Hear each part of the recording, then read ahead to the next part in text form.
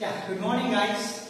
So in the last class we have discussed some of the physical properties like the boiling point, melting point, density, and also their like order and their appearance, whether they are gases, liquids or solids. So that's all we have discussed in the last class. So and today we will continue the physical properties. One of the physical property that is solubility. Basically your aryl halides and alkyl halides. Basically, your aryl halides and alkyl halides are less soluble in water. In order to increase the solubility of your aryl halides and alkyl halides, we need to use some energy. We need to use some amount of energy to overcome the interaction between your alkyl halide and to break the hydrogen bonding between your water molecules. Basically, your alkyl halides, aryl halides are less soluble in water. In order to increase the solubility of your alkyl halides and aryl halides in water, so you need to supply some external energy. So this external energy is used to overcome the intermolecular interaction between your alkyl halides and aryl halides, and also to break the hydrogen bonding between molecules. Then the solubility of these components will be increased in water. So that is why this basically what happens is you have some interaction between molecules. So because of this interaction again you have one more interaction in your water molecule, that is hydrogen bonding. I'm just drawing randomly. So you have intermolecular interaction between your alkyl halides and you have interaction between hydrogen bonding interaction between water molecules. So you need whatever the energy which is used, whatever energy which is supplied, that is used to break or overcome the interaction between your alkyl halides and aryl halides, and also to break the hydrogen bonding between water molecules. So once this bonds and this interaction has been broken, so what will happen? New interaction that will be generated between your Rx and hydrogen of your water molecule. So this interaction, when this is happened, when new interaction is formed between your alkyl halides and water molecule, less amount of energy is released. Very less amount of energy is released. Why less amount of energy is released? Because this interaction between your alkyl halide and water molecule is weaker than the interaction between your water molecules and the alkyl halide molecules. So that is why the solubility of your alkyl halides and aryl halides is less in water. However, your alkyl halides and aryl halides, they are highly soluble in organic solvents. They are highly soluble in organic solvents. Highly soluble in organic solvents. So here in this case, your alkyl halides and the interaction between your solvent molecule. So in this case I am talking about. Here in this case, this interaction is weaker when you have alkyl halide and water compared to the interaction between these two and these two water molecules. So but when you are trying to soluble your alkyl halide compound in organic solvent, so whatever the interaction which is developed or generated, new interaction developed between your alkyl halide and some solvent molecules, which is as strong as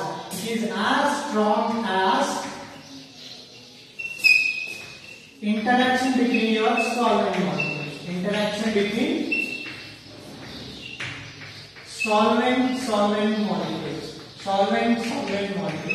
And that is why the solubility of aryl halides and alkyl halides is more in the case of in organic solvent. And that is why the interaction is weaker with water, and that is why the solubility of your alkyl halides and aryl halides is weaker in water.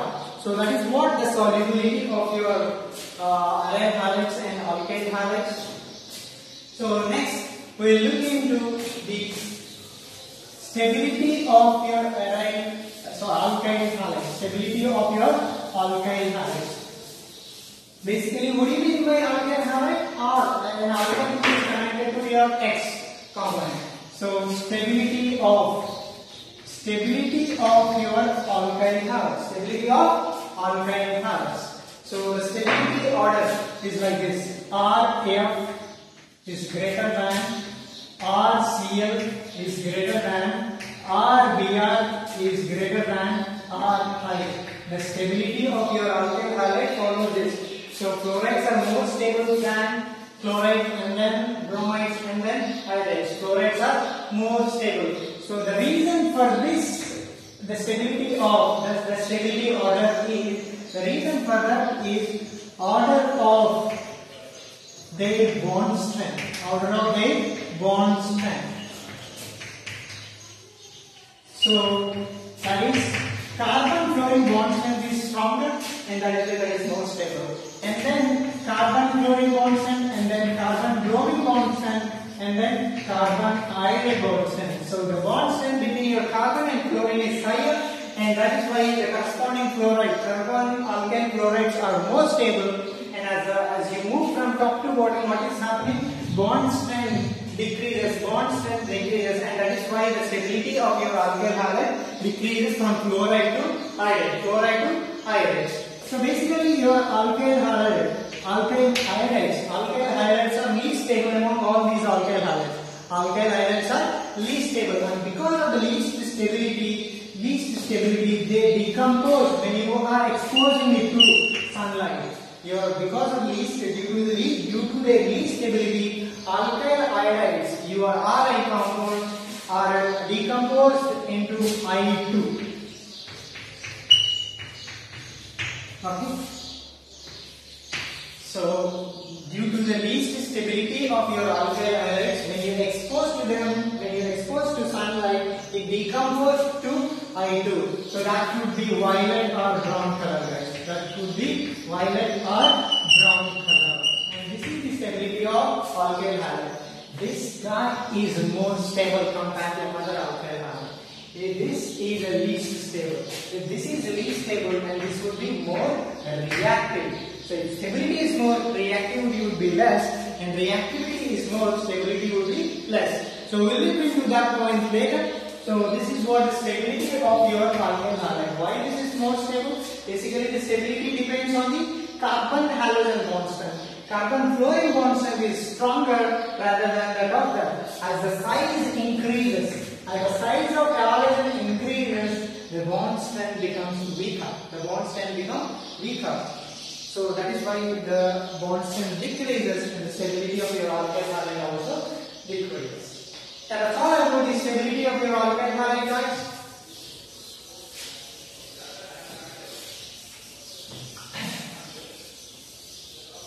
Next, inflammability.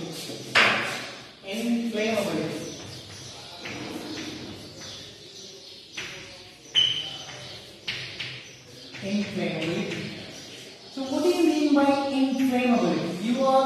Inflammability of your alkyl halide.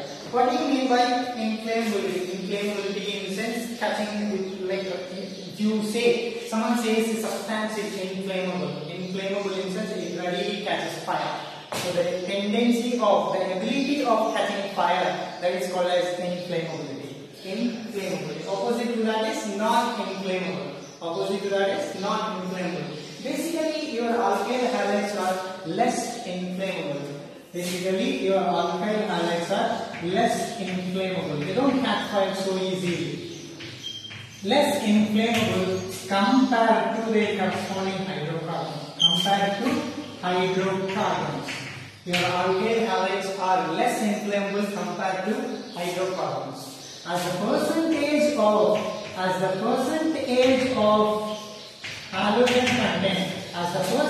halogen content increases in your molecule,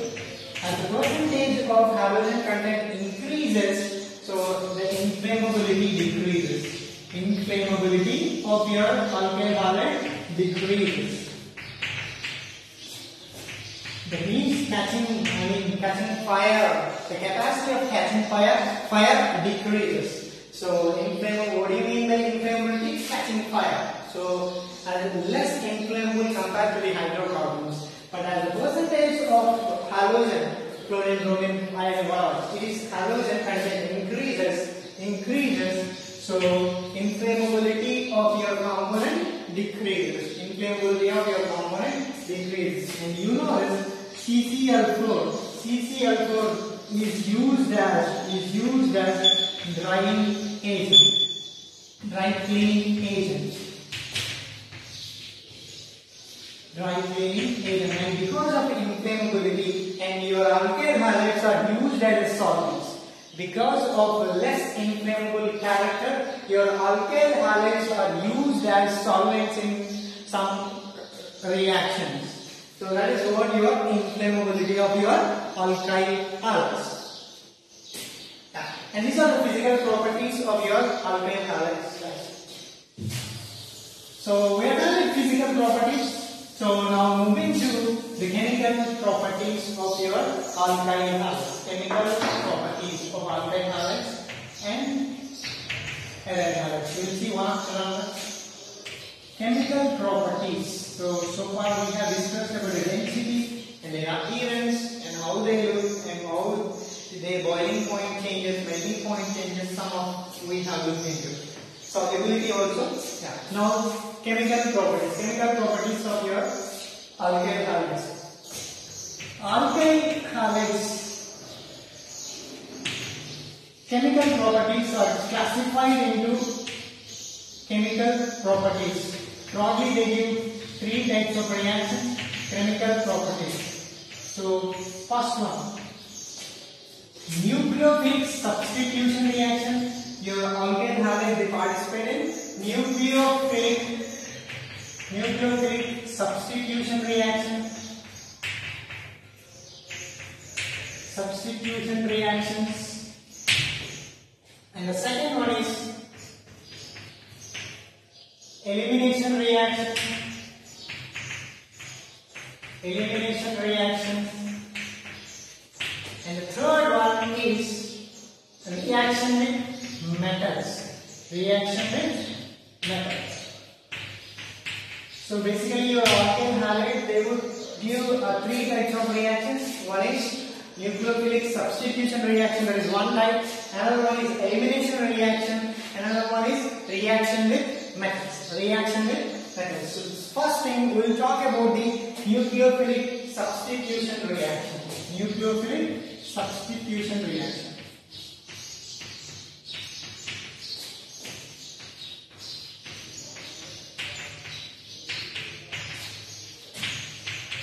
Nucleophilic substitution reactions. Okay. Before we talk about a nucleophilic substitution reaction, what do you mean by nucleophile? What do you mean by nucleophile? So electron-rich species are called as nucleophiles. What do you mean by nucleophile? Electron-rich species. Electrophile is an electron-deficient species. A lack of electrons is an electrophile. But whereas in nucleophiles are electron-rich species. Electron-rich species is called as nucleophile. Electron-rich species are called as nucleophile. And another one, that's what your nucleophilic. So again, another word, substitution. So what do you mean by nucleophilic substitution reaction? One nucleophile, one electron-rich species is replaced by another nucleophile existing in your molecule. One nucleophile. What do you mean by nucleophilic substitution reaction? A nucleophile is replaced by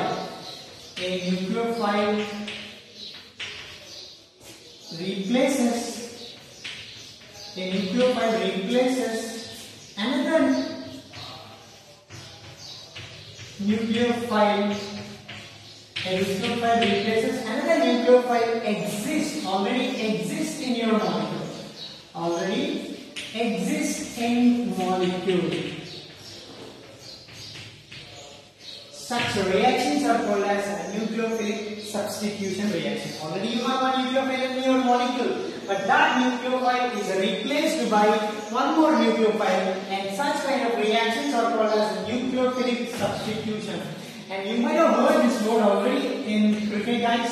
So if any player gets injured, so what will happen? So another player will come in place of this guy. This injured player. That process is called as substitution. The same thing here. Their player substitution here nucleophile substitution. What do you mean by nucleophile? Electron rich species is called as nucleophile. That electron rich species, that nucleophile replaces another nucleophile which is already exist in your molecule, and such kind of reactions are called as electrophilic substitution reaction. Basically, your alkyl halide, they will undergo nucleophilic substitution reaction. That is what your reactant. That is what your substrate here. For example, let us consider this is an alkyl halide, R is an alkyl group, and X is a halogen. It can be any of all that you have. When your alkyl halide is reacted with, or when you have an alkyl halide, and this okay. So when you have alkyl halide, when it is reacting with a nucleophile, what is the already existing nucleophile here? This is X minus. This guy will go along with the bond. So this guy will come along with some electron rich. So you will get RNu, and this goes as a halide ion. Here in this case, what is the existing nucleophile? That is X minus. This bond, this halogen will go along with this bond, and that is why you get X minus here. So this nucleophile, what is the electron rich species, and that will replace this your already existing nucleophile, and this reaction is called as nucleophilic substitution reaction. Your halide ion replaced with a nucleophile, so such reaction under nucleophile, and that is what your nucleophilic substitution reaction. We will see some of the nucleophilic substitution reactions which are happening and what kind of nucleophiles we have. Let's look into that. What do you mean by nucleophile, guys? Nucleophiles are nothing but electron-rich species. Electron-rich species are called as nucleophiles.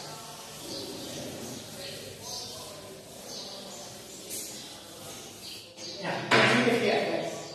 As I said, I will write here Rx and Nu minus, that is what a nucleophile, and that is replaces with S, and your halogen leaving group.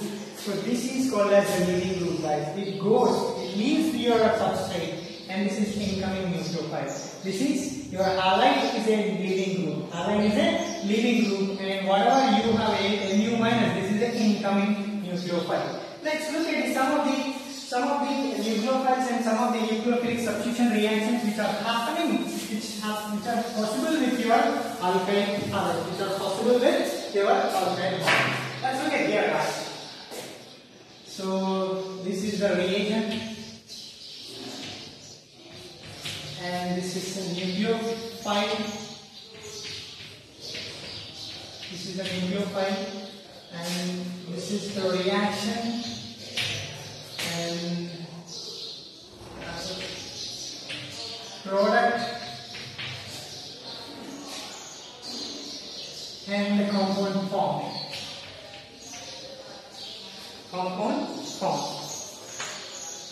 Or class of main product. Which class it belongs? Class of main product.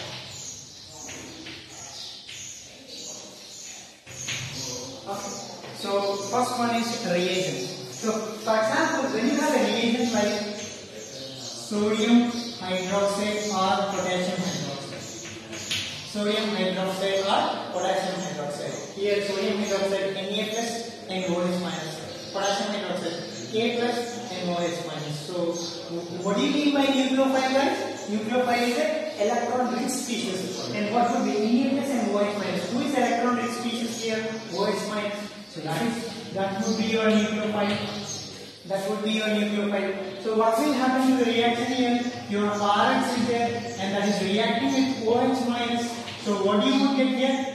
This ROH will come here, and you will get X minus. That is what OH minus replaces X minus. This is what you are. So what is the product here? Main product, that is ROH. What do you mean by OH? What is the functional group? That is nothing but when you have OH functional group, what do you call it as? That is alcohol.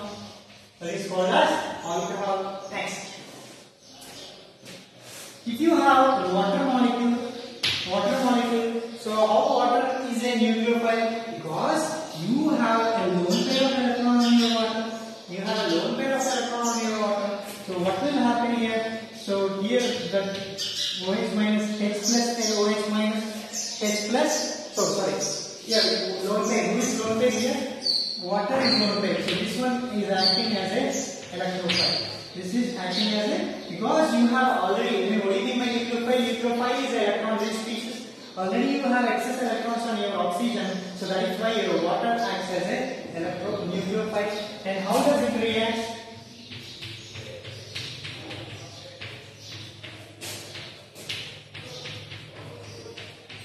What is the main product over here?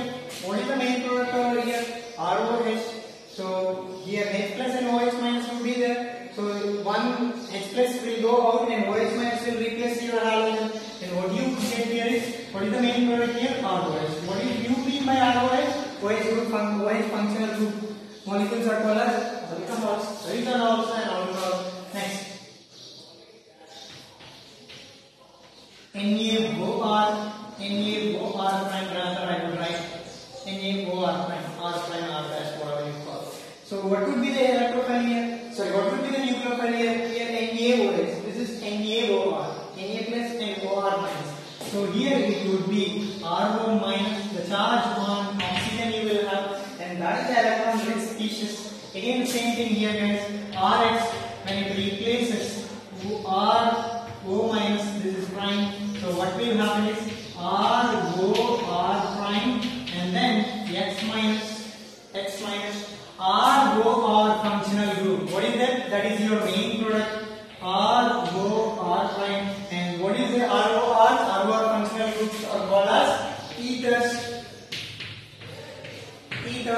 And next, there are plenty in your textbook also guys. For example, you have sodium iodide. We have seen this kind of reaction already, Finkelstein reaction. So we have sodium iodide. What would be the nucleophile? What would be the nucleophile here? Na plus and I minus. I minus would be your nucleophile. So when this nucleophile RH reacts with I minus, what would happen? Your Ri plus X minus will be formed, and this is what your product. That is what your Ri, and these are alkyl iodides. These are alkyl iodides. Okay, alkyl iodides. Next, let's take another one. NH3. What is NH3? NH3 is nothing but ammonia. Ammonia, how it acts as a nucleophile? Because you have a lone pair of electron on your nitrogen, so that will donate to your alkyl halide. So your ammonia itself acts as a nucleophile. So what will happen when ammonia acts as a nucleophile? So here NH3. So what will happen here? RNH3, primary amines you would get. Primary amines plus X minus, one of the hydrogen will go out. So NH2 minus, let's say RNH2 you will get, and you will get here the product is NH2. And what is this compound here? This is primary amine. Why do you call it as a primary amine? Your nitrogen is connected to only one carbon, only one alkyl. So that is why you call it as primary amine. So when you have a ammonia, you will get primary amine. Let's take another one.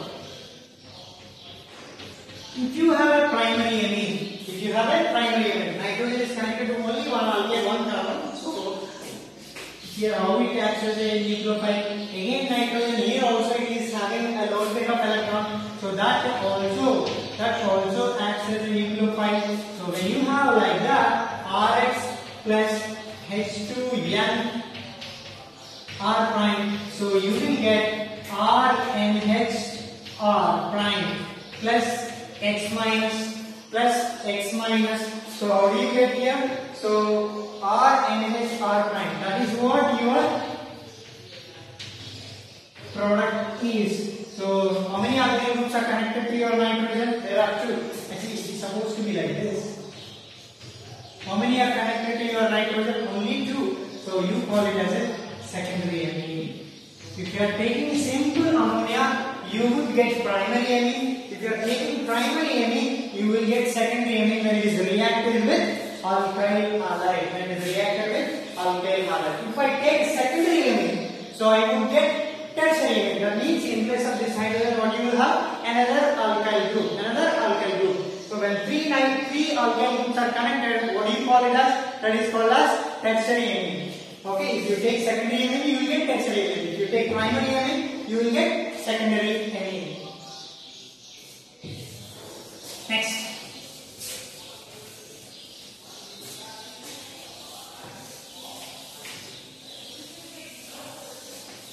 So, okay, that's all about the primary amines. Let's say, if you have a KCN molecule, rather NaCN.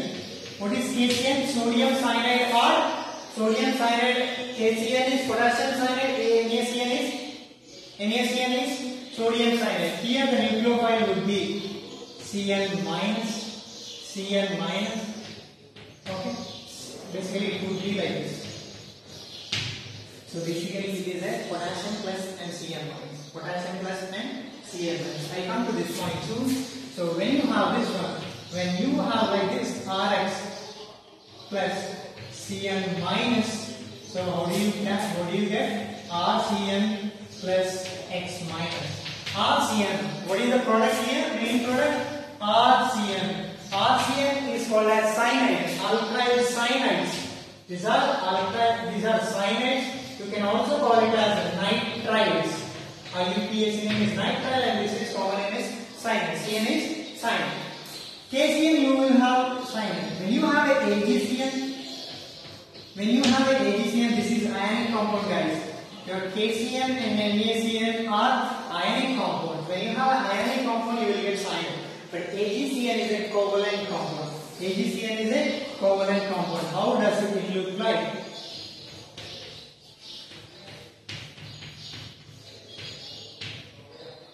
So here in this case, K plus and Cn minus. So since Cn minus is there, okay.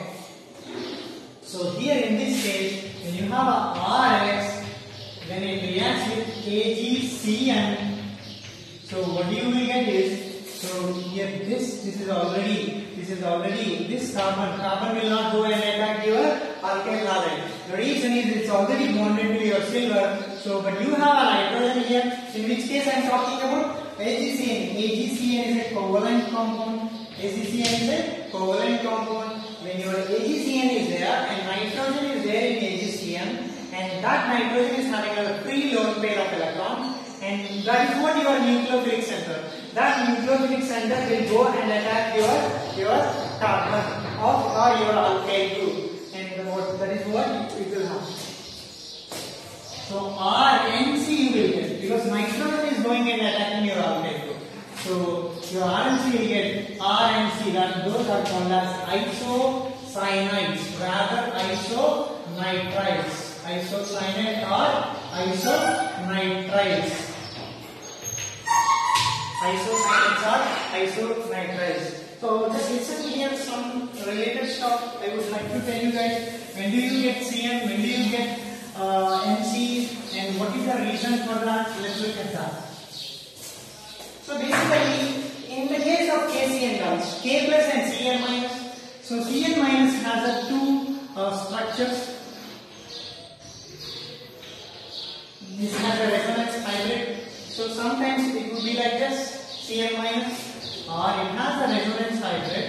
So dot over here. Which case? I am talking about KCN case. When you have a KCN, K plus and Cn minus, and the Cn minus is having resonance hybrid. So there are two possible structures with your Cn minus. Either a negative charge will be with this one, or negative charge will be this one. So, okay. Before that, I would like to tell you guys. Your alkyl halide. In your alkyl halide, this is electron rich species. You have seen in the nature of bond. You will get delta negative charge here. Here you will get delta positive charge here. When you have an electron rich center, that is called as your nucleophile.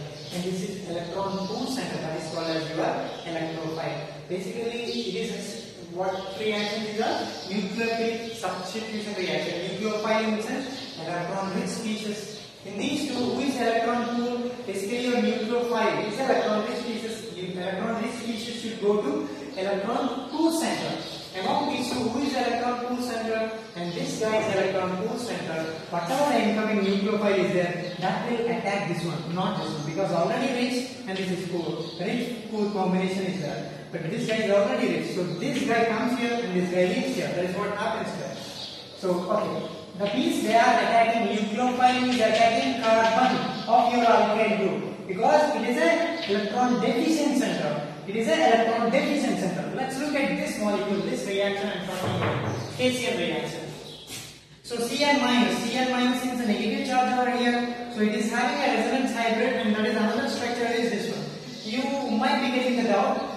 Here also negative charge is there and this can attack negative charge can be your alkyl group. Carbon, positively charged carbon can be attacked by this side and also it can be attacked by this. But why only we are getting RC and why not RNC?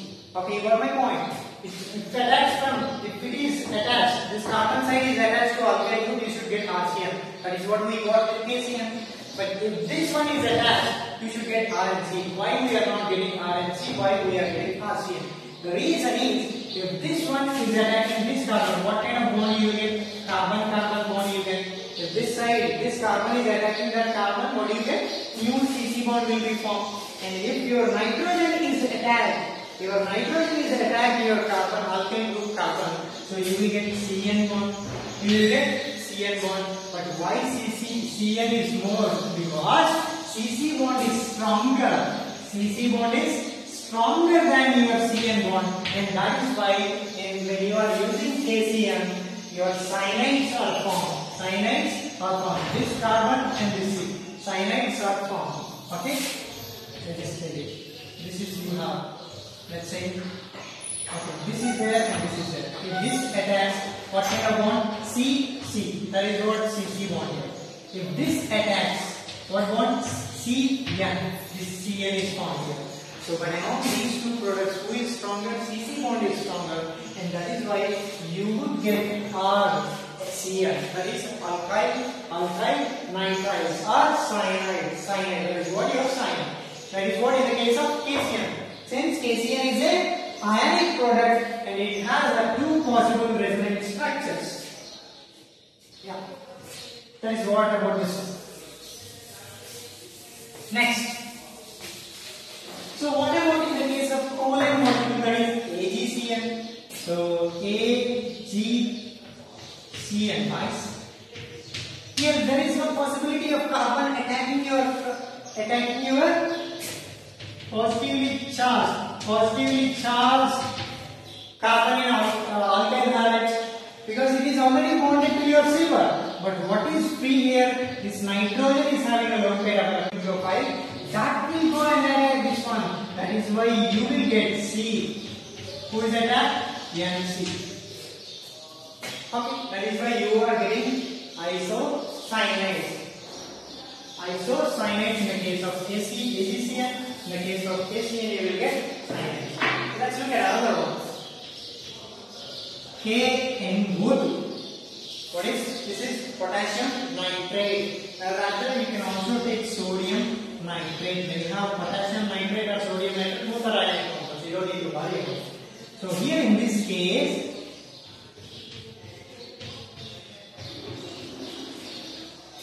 NO2 minus. This is the structure of NO2 minus. So again, this NO2 minus will go and attack the carbon of electron deficient alkyl halide. So you will get. What do you get here, guys? This part is going and attacking. So Rx plus KNO2, that is the NO2 minus. What do you get here? RONO. That is what your product is. Plus X minus also would be there. So these are called as alkyl nitrides. Spelling is important, guys. Alkyl nitrides. When you have a KNO2, you will get alkyl. So when you have a AgNO2, in this case, what do you get here is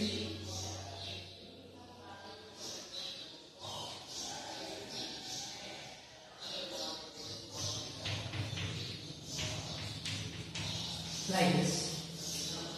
Your O minus whatever you have, that is already bonded to the oxygen. So in this nitrogen will go and attack your compound. So Rx plus KNO2 is Rn11O minus plus X minus RNO2 compound are called as nitroalkanes.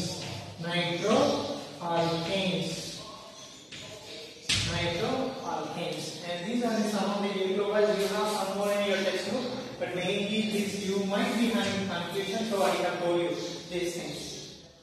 Okay. So that's all about some of the nucleotides and their corresponding reaction and what are the class of their products. So let's look at these some more stuff related to this, the mechanism, etc. We will look into this.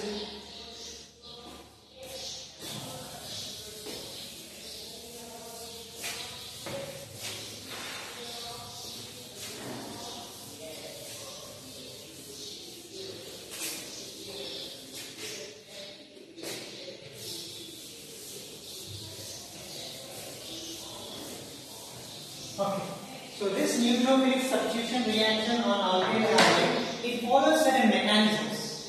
Mechanism in the sense how this bond is moved, or like what kind of reaction, how atoms are moving, and all those things. It will tell you about the motion of bonds and motion of your atoms or molecules, how they are approaching another substrate or another reaction. So basically the mechanism of your nucleophilic substitution reaction. Mechanism of your nucleophilic substitution reaction is explained with two types of mechanism. One is SN2 and another one is SN1. One is SN2, another one is SN1. So first we will talk about the SN2 mechanism. SN2 mechanism. Don't need to worry about SN2. What exactly? Substitution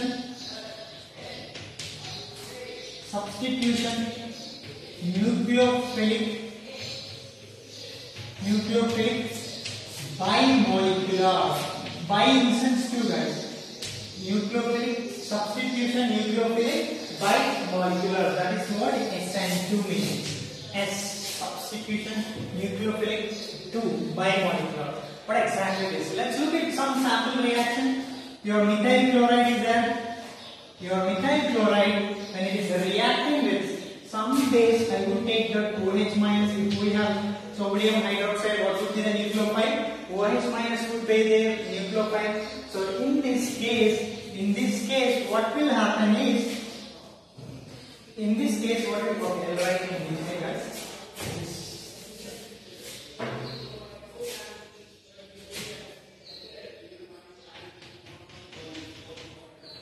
One is above the plane, thick line, dotted line you have already seen in the first year.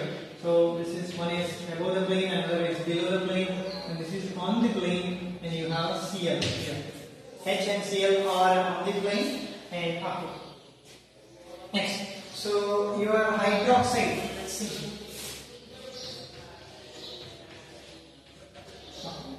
So what exactly is happening here when your methyl chloride is writing here, and methyl chloride is reacting with your hydroxide ion, what will happen is you will get here is CH3OH and your chloride ion. That is your leading group. Your halide is leading group here. Halide is a leading group. So what is happening? OH minus replaces this one. So basically, why do we say it is a bimolecular reaction? Why do we say bimolecular reaction? Basically, the rate of this reaction, when you have like this, rate of this reaction depends on two things. It depends on whatever the alkyl halide and also the base whatever you have used. Rate of this reaction is directly proportional to the alkyl halide and also the base which you or nucleophile which you have used. Rate of depends on what? Rate of reaction in this case depends on two molecules, and that is why you say it is a bimolecular reaction. That is why you say this bimolecular reaction. Rate of this reaction depends on the two molecules. That is why it depends on two reactions. Okay, let's look at the mechanism. So one nucleophile is there. that is OH minus. It is attacking your positively charged, partially positive charged carbon. So when this attacks, so it is trying to attack. This is the incoming nucleophile, this is the leaving nucleophile, and this will try to attack, and this is trying to form a new bond with this carbon. And when this is happening, simultaneously this bond also becomes weak. This bond also becomes weak.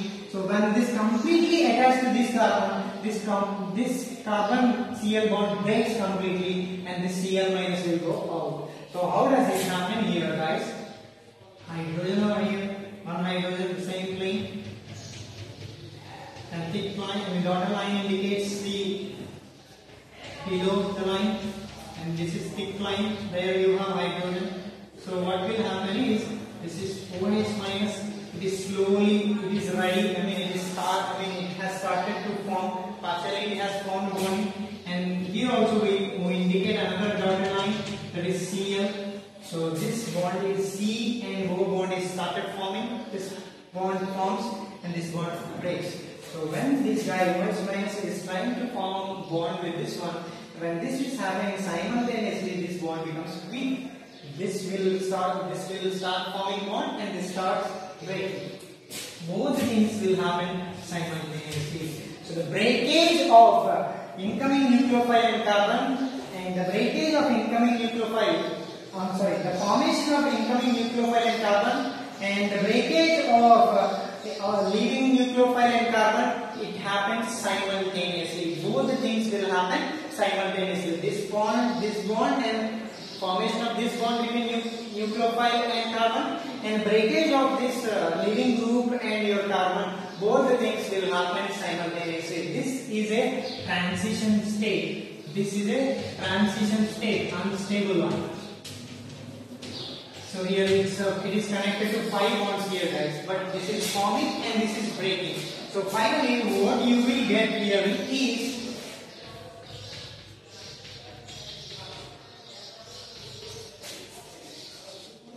stick line.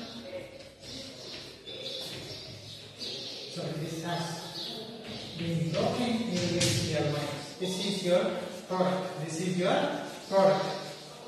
So basically, why do we say it is a SN2 reaction?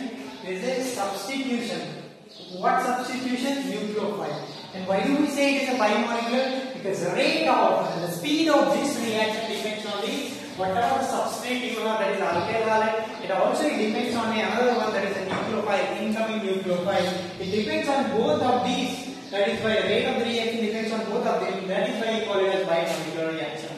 So your electrophile comes from this side, and nucleophile, incoming nucleophile comes from this side, and outgoing nucleophile will be, or leaving nucleophile will be in the opposite direction.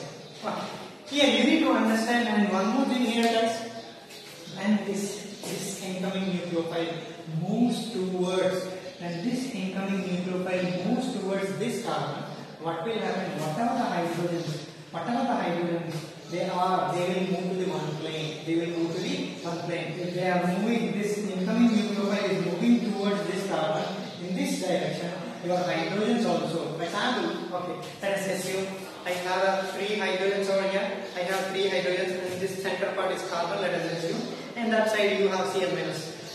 What is happening? This is a incoming nucleophile. This incoming nucleophile is coming towards your alkyl halide. What will happen? These 3 hydrogens, they will come to one plane. They start moving in the same direction. Your incoming nucleophile is coming like this, and these 3 hydrogens, they also start moving in the same direction. What will happen completely? These 3 hydrogens will be turning towards other side.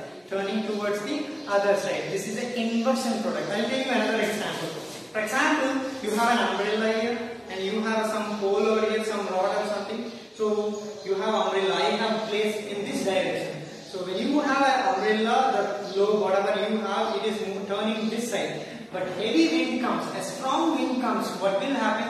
Whatever the lobe you have, that completely move towards other direction.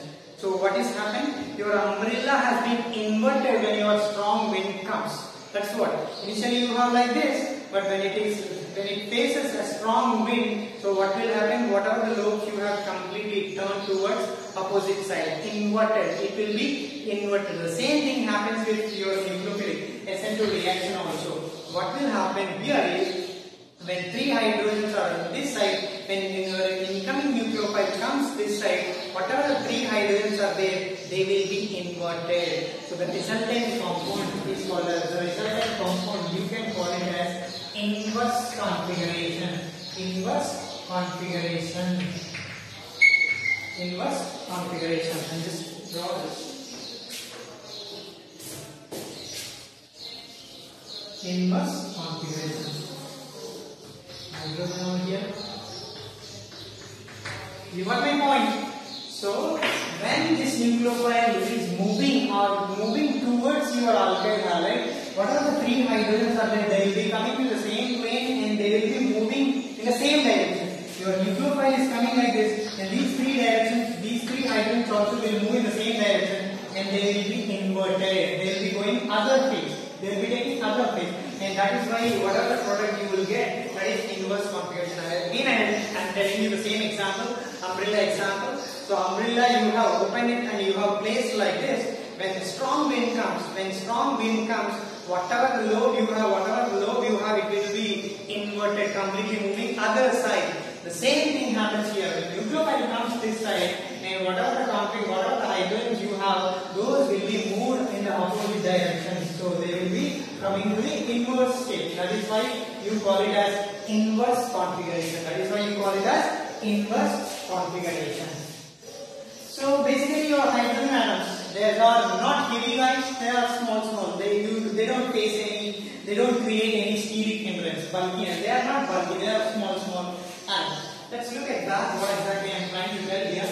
So SN2 and SN1 mechanism. Basically why do you call it is this part. So they would ask you SN2 mechanism, SN1 mechanism in your PU exam. You be careful. Definitely they will ask you, so you have to be careful with this. Only thing is, you have a nucleophile, you have an alkyl halide, and this alkyl halide is replaced with another one, but is in inverse configuration. That is in inverse configuration. Whatever product you will get, that is your inverse configuration. Yeah.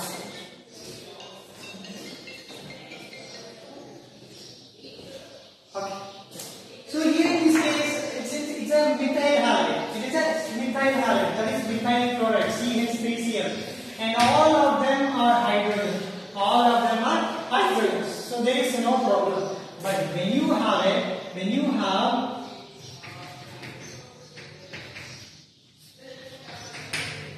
another hydrogen, this is thick like a system, Cl